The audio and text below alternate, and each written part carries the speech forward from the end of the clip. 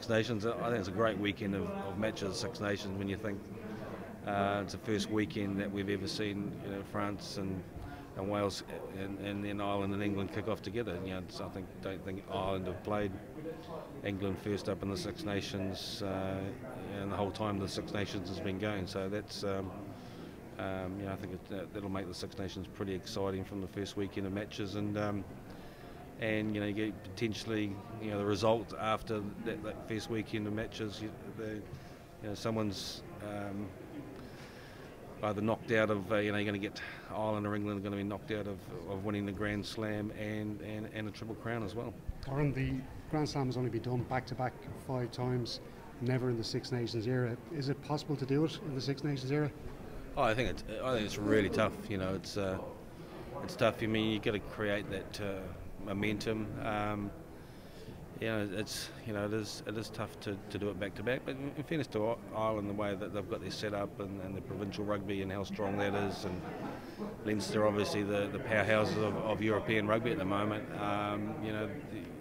They're building really well to potentially repeat that feat, which is it's a tough ask, and obviously looking forward to being one of the favourites for the World Cup later in the year. If they were missing Johnny Sexton at any stage during the tournament and had to bring Joey Carbery in, does it make their job harder, or do you think Carbery can be as effective as Sexton?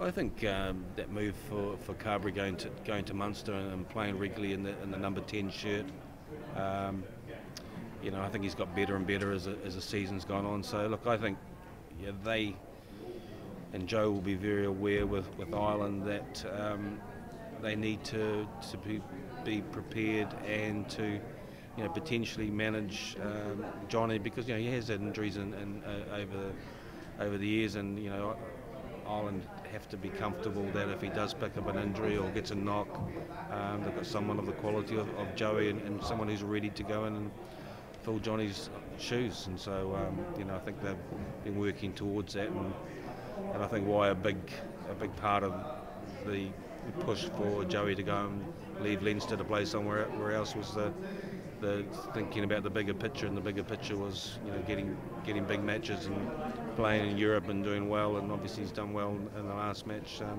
to be prepared to fill Johnny's shoes if the call was needed.